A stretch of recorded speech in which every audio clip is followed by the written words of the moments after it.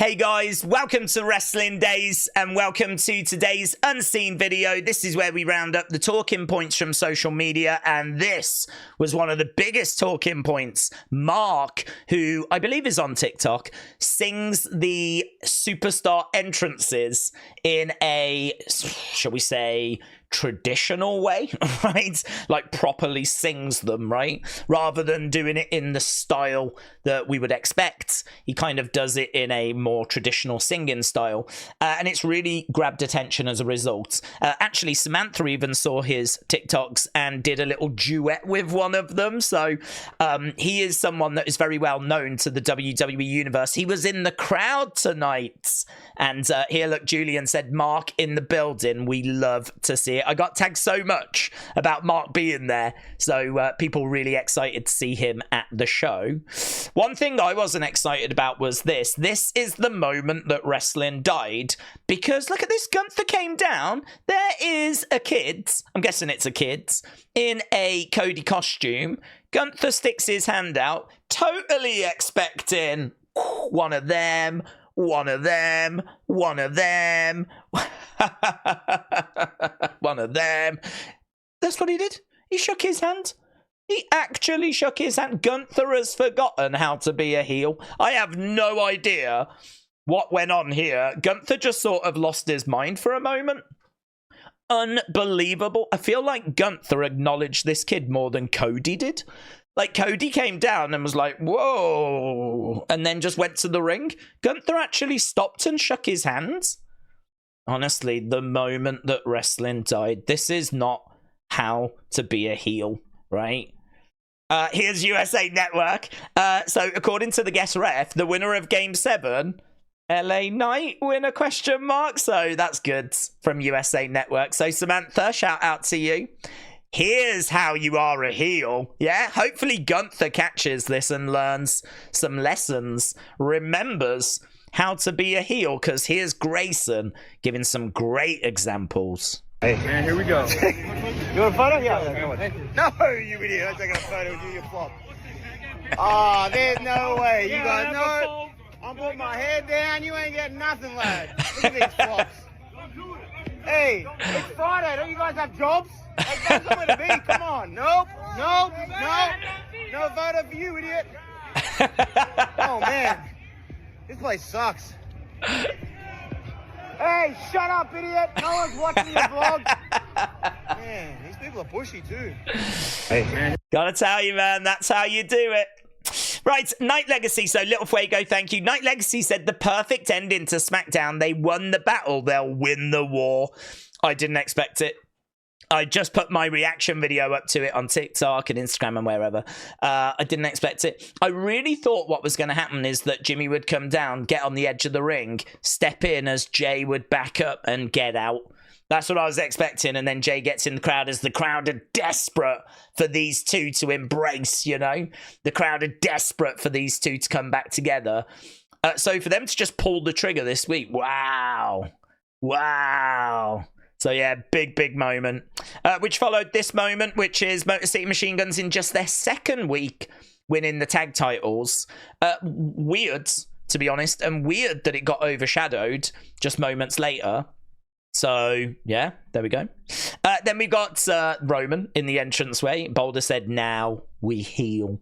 Now we heal. There are spoilers out there for next week's show because, of course, next week is taped. So that means that, unfortunately, we are likely to find out probably before next week where this goes. But I've got no spoilers in here. I haven't seen any spoilers at this point. So, you know, we'll see. Very interesting look, though, from the Tribal Chief. And then check this out as well, Little Fuego. Shout out to you. We spoke about this during the stream. Look at all these LA Knight logos on the belts. I'm thinking this must be new because he's put a picture out with it saying the champion makes the title. So these are LA Knight logos all over the strap. I don't mind that. The one thing I think people are hoping happens is behind the stars. They're hoping that goes blue. Because I've seen, like, an image of it, a photoshopped image. It looks so much better. So much better. You know, like how the IC title looks a bit better with the globe blue. That looks so much better with behind there being blue because that's the flag. You know? I mean, fun fact for those that haven't looked at the US flag, it's not stars on a gold background. It's stars on a blue background, so this doesn't make any sense. So that would be a nice little change if they could just do that. I'd rather they did that than what they've done to the belt strap here, but yeah, you know, cool, fine. And Word of Wrestling, just 11 minutes ago, said, did you notice Jacob's top? I love you, Brooklyn. How awesome is that? So I love you, Brooklyn shirt, new shirts, which I'm guessing is just for Brooklyn. That's probably not going to sell anywhere else unless they keep changing the location at the bottom. And this is like a shirt that he just keeps amending wherever he is. Don't know. But there we go. That was SmackDown. Let's go to the Wyatts, shall we? Because we got a few bits. Well, quite a few bits, actually. Whoa, loads, actually. Loads in here. Has this still got... What's this? You mentioned in Unseen about the Wyatt 6 exposing Cross in the promos. Since their mission objective has been hacking WWE social media, I wonder if they'll do that again and hack Cross's X account and Instagram accounts and publish vignettes from there. That's a good idea. That's why I put this in. Like, we have seen them hacking into the WWE WhatsApp, certainly the WWE Twitch, interrupting the shows. We know there was the Max Headroom tease, and then, of course, there was, like, the glitch during the show, and they've aired, like, vignettes and stuff like that. They could absolutely hack into Karrion Kross's accounts to get their messages across. We've spoken about this, and I've spoken about my concerns. My concerns are that Karrion is being very direct. He's saying, follow me. He's saying, I'll show you the truth. He's being very engaging. He's being very appealing. He's being very direct. His messages are, you know, literally his face is him talking to you down the camera. And we just do not get that with the Wyatt 6. For me, the Wyatt 6, they need to change the way that they are delivering their messages right now. I think the cryptic stuff is absolutely fine when we are going through Nightbirds, when we are trying to figure out who the next victims are going to be, the next targets are going to be. But now that we've got people in our sights, Miz, Karrion, AOP, Scarlett, now I think we need to be a lot more direct. We need to be less cryptic. We need to be more specific. We need to let people know why Karrion is a problem. We need to let people know why Karrion Kross is in the wrong. Why is he worthy of being a target? Karrion is very good at spinning things and making it seem like he is in the right. But this is where the Wyatt 6 now need to not be cryptic, and they need to tell us why he's in the wrong.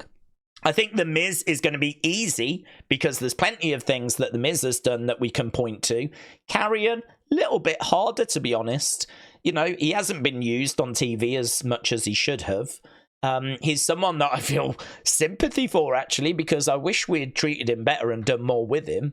So I need the Wyatt 6 to come out now and tell me why should I not be siding with Karrion. So I got to tell you, man, there's people out there that are like feeling what Karrion is doing. He's being very engaging. He's being very nice to people. You're going to see an example of that in this folder as well. So this was put out by the Wyatt 6. Atonement is inescapable. And then a blurry picture, which has been translated as this. Miz hitting a skull-crushing finale on Dexter Lumis. We know about this, well, say feuds. Basically, the Miz wanted to get some sympathy. He paid Dexter Lumis to pretend to kidnap him, to build up some sympathy. It all got exposed by Johnny Gargano in an expose. That then led to like Dexter and Miz matches, Johnny Gargano and Miz matches, and there was a whole feud that was kind of playing out a little while ago. It seems like we're still using that as a reason as to why Miz is a target. I think the Miztourage is a bigger reason, right? But, you know, you can never have too many reasons. I think the harder one is going to be Karrion. Why is Karrion a target? I know that he went round and he got in people's ear and all of this kind of stuff, but I need the Wyatt Six to show us the snake, the serpent that Karrion really is. Because Carrion's trying to do the opposite. He's trying to show that he's actually the truth. So it's going to be a really interesting feud, this. Really interesting. Right, NLE Whopper, shout out to you. Tagged me in this literally just minutes after it dropped. So appreciated. So here, really proud to present to you our interview with Bo, right? And it's not very long. It's only about 11 minutes. I watched it. I thought it was fine. It's good. I got something from it. CM Chunk, thank you. So this was a quote I got from it. When I go out, I believe in it so much. I'm not even the same person when I'm out there. I'm more Uncle Howdy than I am Bo Dallas, than I am Taylor Rotunda. If you have a conversation with me out there, it wouldn't be the same person you're talking to now. So Bo revealing just how in character he gets when he is Uncle Howdy.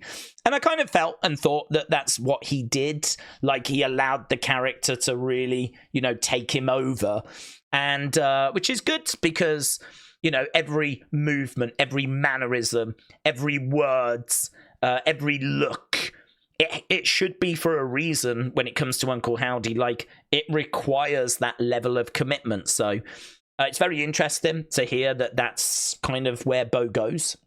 He doesn't just go out there and just perform planned movements. Like, he really is becoming the character. Which is really interesting. So that was something I got from this. It's only 11 minutes long. That was probably the big bit I got from it. The rest of it is, as you would expect, Mrs. Bray feels his presence. So on, so on. WWE Supercards, and I've got to shout out Alex Bloomfield. I mean, he really does keep tagging me in Supercard stuff all the time. This is one that's come in where he hasn't tagged me, but I've got to mention him because he always does. So it looks like the Wyatt Six are on the way. Have you heard the news? It's happening, y'all. Red Circle, Lantern. So I'm guessing the Wyatt Six, 5 cards as well. On the way to Supercards. Ronnie said to Cross, they were his family first. So here's a picture of Dexter and Shotzi with Karrion and Scarlett. Here's an image of Joe Gacy with Karrion and Scarlett. And we got Shotzi there as well.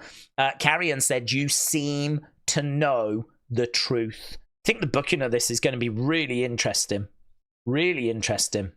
But I feel like there are roads we can go down. I think there's roads that we are maybe teasing we're going to go down, but we're not going to go down. I think the booking of this, I really hope that Rob Fee, Karrion Kross, Bo Dallas, I hope all the big players get in a room and they figure out what this story is going to be based on.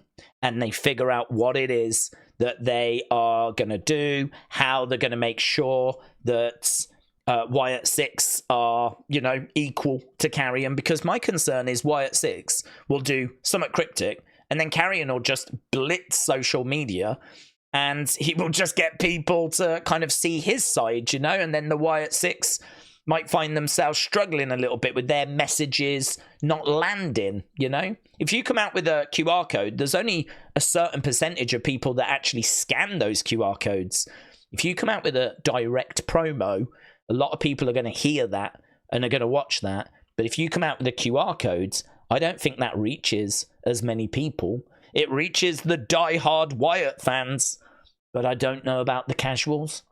I really don't know. I don't know if people see a QR code and they think, yeah, I've got time to sit down and scan this. And don't forget as well, if you're going through your phone and all of a sudden a QR code pops up, how are you going to scan that? It's on your phone. And if it's on TV, you might not have your phone by your side. You might have missed it. You might not want to go back. Do you know what I mean? Like, getting information from a QR code is not for the masses. It's more for the hardcores. And I do just worry about the Wyatt Six messaging getting a little lost compared to the very direct approach from Karrion Kross. Right, Wrestle Night, shout out to you, appreciate it. Larry Flowers said Karrion's take on the glitched image. Let's see what Karrion has got to say. I haven't read this. So this will be interesting. Yes, it's just gibberish to get people running in circles to chase their own tails. There's literally no meaning. They're smoking meth.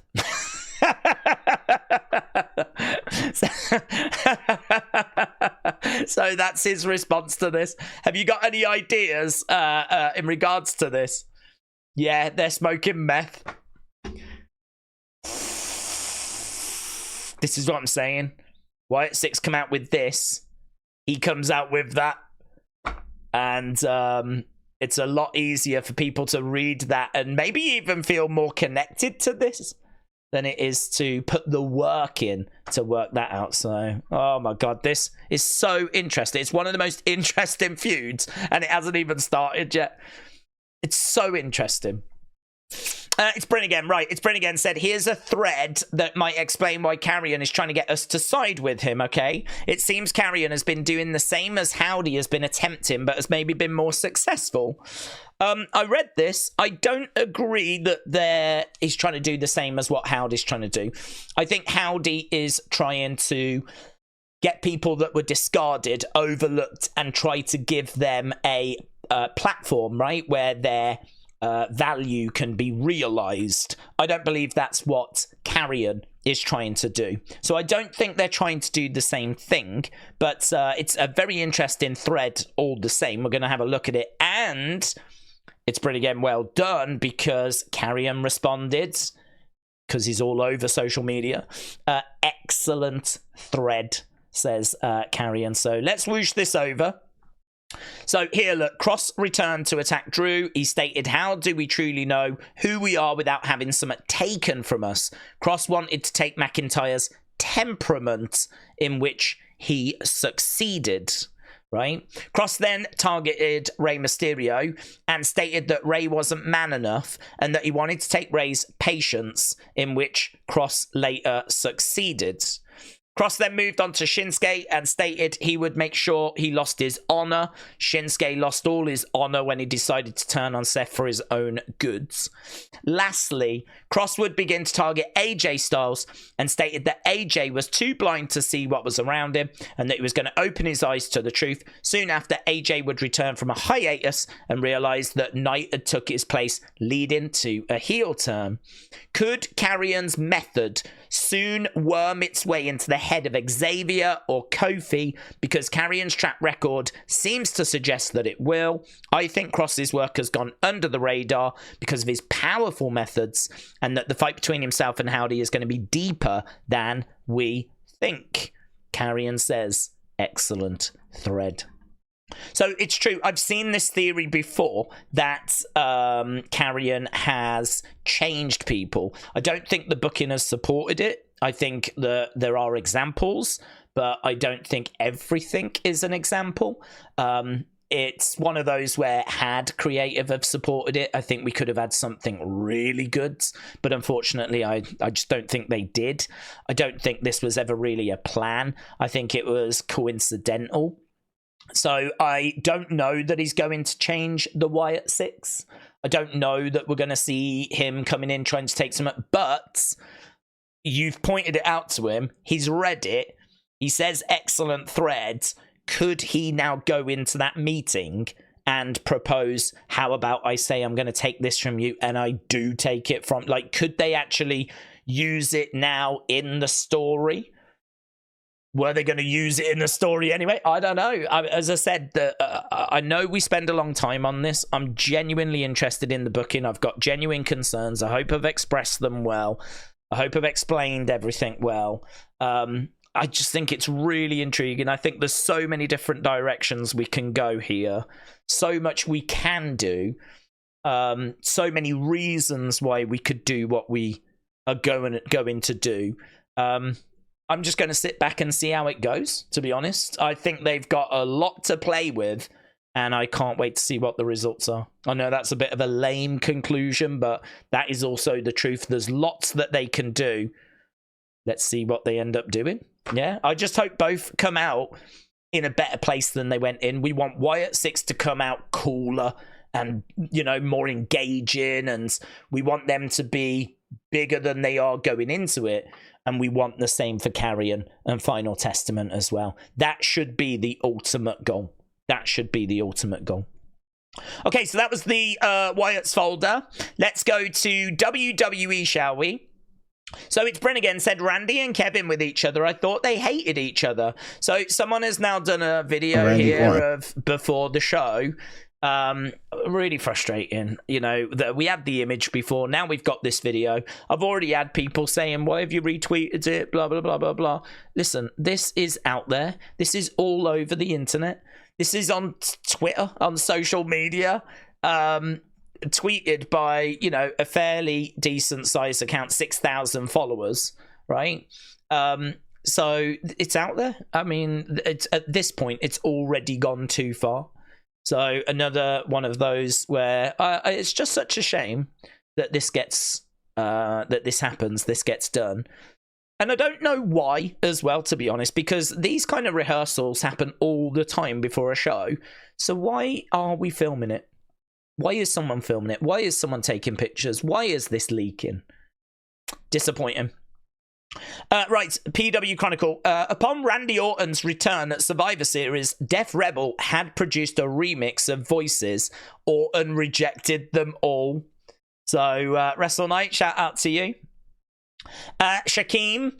So PW Chronicle said several WWE talents were frustrated with Def Rebel's methods and the theme songs. Several talents have expressed negativity about their current entrance music. We know that we're moving away from that, though. We're moving away from Def Rebel. We know that there's a new music director that's been advertised. So looks like their reign of terror is coming to an end. Right, I am the colour red. Looks like they're going with Solo pushing Jay out the way. Yeah, I'm shocked, honestly. I really thought that he'd done it kind of out of instinct. But when you watch this, it's on YouTube, so I can't play it. He actually says, watch out. And Solo moves Jay out the way. Like, he does seemingly protect him from Braun's spear. And he did, when he came down, say, I'm here to help, I'm here to help. I didn't believe him, and he certainly didn't seem sorry afterwards when Jay had lost his Intercontinental Championship. But there is definitely something here where you can present it that he was there to help. Because he said, I'm here to help, I'm here to help. You know, Tama Tonga Tongaloa, I don't think they made the first move on Jay. I think Jay did. He does push him out the way, and he says, watch out, as he moves him. This is interesting. This is interesting. And I'll be interested to see how this plays into the story going forwards. Lil Fuego, shout out to you. So The Rock's upcoming return will be considered Chapter 2 of the final boss, which is really good because Chapter 1 wasn't planned. This one, they can sit down, they can map it out, they can get it sorted. Wrestle Purists saying that Cody against Kevin Owens and Gunther against Damian Priest are both slated but not etched in stone for Saturday night's main event. I'm shocked. Gunther Goldberg is what I was expecting because rumors are Gunther CM Punk at Survivor Series. So I wonder if Punk's not going to be back till the Rumble. And I wonder if we get Goldberg Gunther at Survivor Series and then we do Goldberg Damian Priest at Saturday night's main event. And Cody against Kevin, I don't think that will shock people.